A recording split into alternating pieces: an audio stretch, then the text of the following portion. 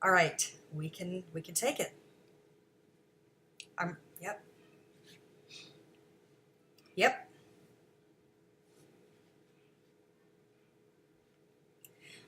Welcome back, everybody. You are listening to All About Healing. I'm your host, Emily Francis, and of course, we have the fabulous Jay, our producer, on with us as well. On today's show, we just had Tom Bluewolf, Native American peace elder, who speaks about his company and mission in life, the One Tribe Trading Company, Earth Keepers. Earth Keepers One Tribe Trading Company. I want to talk to you guys a little bit about my own ceremonies and what I did when I was going through my biggest healing transition of my life. I've mentioned it time and time again. I dealt with really severe anxiety and panic, and I did it for a lot of years, more than I think I was meant to do. And a friend of mine introduced me to Tom Bluewolf, and I went to a sweat lodge ceremony. And the way that it works with somebody who is a true Native American elder who leads these ceremonies is that you don't just show up to this ceremony at all. I had to call him and ask permission to come, and then he had to give me a talk about what to expect. And one of the things that he talked about was that for the 2 weeks leading up to the actual sweat lodge, that's where your ceremony begins. It's setting your intention, going deep within your own soul, figuring out who you are and what ways you're hoping to heal and shift. Because a sweat lodge is, in a way, a rebirthing. It's an opportunity to face your darkest sides and come out the other side. And if you go back and you listen to today's show, you'll hear a little bit about the sweat lodge ceremony, but I'm going to give you my own rendition. We would do 4 rounds. The first round was about getting an opportunity to be reborn. So you're coming in as a child, as a baby. If you could relive your life, what would you do differently? And you set that intention and you come into the lodge for that. The lodge is a circle around a fire of heated rocks, large rocks that have been burning for all day since the morning. And the lodge is usually at dusk. And the firekeeper brings in several rocks, usually in rounds of 9.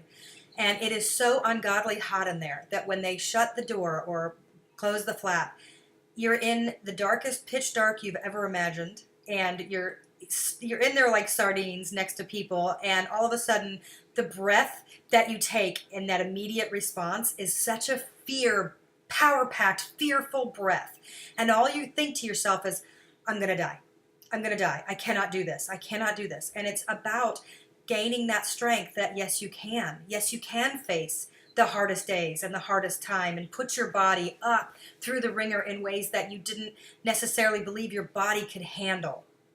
And so that first round is about getting that opportunity to be reborn and come back as a child, and what would you do differently.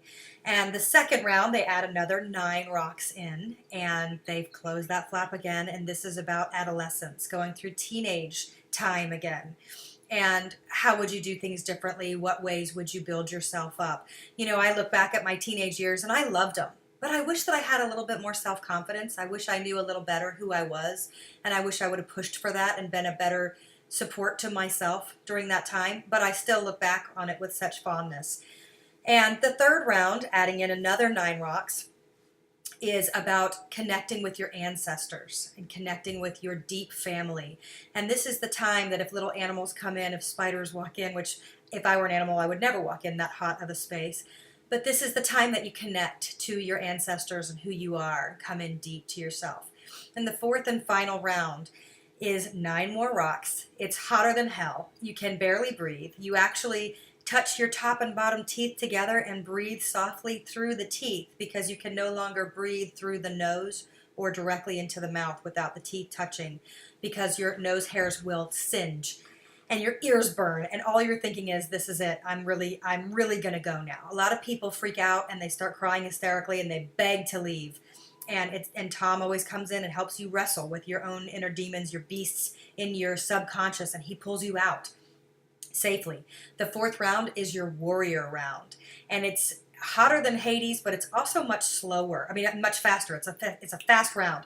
So they have all those rocks in. That's all the remainder rocks, and you chant and you sing these beautiful Native American words that you don't really know what you're saying, but you know that it's a connection to the earth and your spirit animal, and you learn a little bit about your animal, and you come out a different person, and then he has you bring a vegetarian potluck meal, and you haven't eaten all day because you fast the day of the sweat. And I've never had hummus taste so good as it does coming out of a sweat lodge. You feel like a completely different person. It is one of the most life-altering, amazing shifts that I've ever seen or been a part of. And I did it for a solid year with Tom. Every full moon. So every month on the full moon, I would go up to the mountains a couple hours away and I would do the sweat. It would be an all-day situation. And I miss it terribly. It's just that right now I have young kids at home and it's really hard to get away the way that I was able to at the time. But at the time, I needed it the very most in the world. And one of the things that Tom introduced me to, I'd heard a little bit about it, but I really got into it more learning from him, was the animal totems. Animals are messengers. They give you messages. So when you come across different animals, you can look up what they represent. Like the other night, I got up to take my dogs out. It was the middle of the night, and I just happened to stop and look out the window, and I saw this beautiful deer. And it was by itself. Well, deer represents gentleness. And so I knew that it was my message to me to be more gentle with myself and with others, to be kinder, to go softer, because that deer is the message.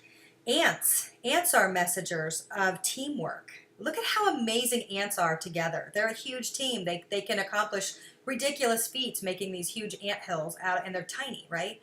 So ants are they are teammates. And spiders are usually keepers of secrets, but they're watching. You know, they're in that web, and they're about words. And there's a lot of them.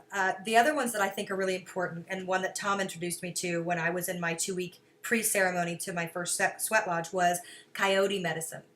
Coyote medicine is the trickster. It's the trickster medicine. A coyote is the medicine of the mind, and it is a very animated medicine of the mind. It is the trickster that makes you freak out. It's the trickster that puts you in that mindset of, oh my gosh, I'm gonna die. Oh my gosh, what if this? What if this catches on fire? What if this thing happens? What if this goes wrong? That's the coyote. The coyote is alive and kicking, and that is your world, right? Coyote medicine. Now, the other medicine that beats out coyote is the medicine of the heart, and that medicine is the eagle. And the eagle flies high above every other animal in the world. They fly above everything, and they can see things from a different perspective, and they go right into the heart space. So when your mind goes crazy and you think it's about the coyote, get quiet and see what the eagle has to tell you, because it's trying to give you a secret. It's trying to give you a different perspective. But a lot of times it's very hard to listen to the medicine of our heart, the wisdom of our heart, the love of our heart, because it's calmer and it speaks softer from a whisper instead of coyote, who likes to yell and dance and shake its tail right in your face and make you afraid and make you freak out and circle like the trickster often does. And even after I talked to Tom that first time on the phone, before I came to the sweat, he talked about the trickster and the coyote medicine, and I had a dream that night that a coyote came running through my house and took this meat. It was very bloody and gory, and it was so surprising to me that it was a dream, and it was so vivid. And I think that when you go down this path and you start to meet these sorts of people, the things that he was talking about, that we are not as in tune with all the creatures that are on the earth, and there's so many things that we can't hear or smell the way that animals can. When I was introduced to him and started learning a little bit more about these messengers and messages, especially the totem, the animal totems, my dreams changed profoundly, and my awareness was very different, and it still is. It really sticks with me. And so when I do see the animals giving me messages, especially birds are teachers. So crows are different than a hawk. A hawk is usually alone. It's usually a teacher. It's usually a warning. It's usually saying that something's coming up. You got to be mindful and keep your eyes open. But as you look at different animals, like the snake, death and rebirth, it's all about regeneration. People look at the snake as something fearful, but it's not necessarily a fearful. It's the end of a cycle. It's telling you that you have something new coming up for yourself in your life, and that something else is going to be ending. And you can prepare yourself, because now the snake has crossed your path. Those things I think are really important. There's a lot of books out there on animal messages, and I think it's worth your time to take a look. I hope that gave you a little bit of insight into ceremony and into the Native American ways. I'm so grateful that we had Tom Blue Wolf on today. I hope you look up earthkeepers.net. I am Emily Francis. You've been listening to All About Healing. I'll see you next Wednesday. Have a great day.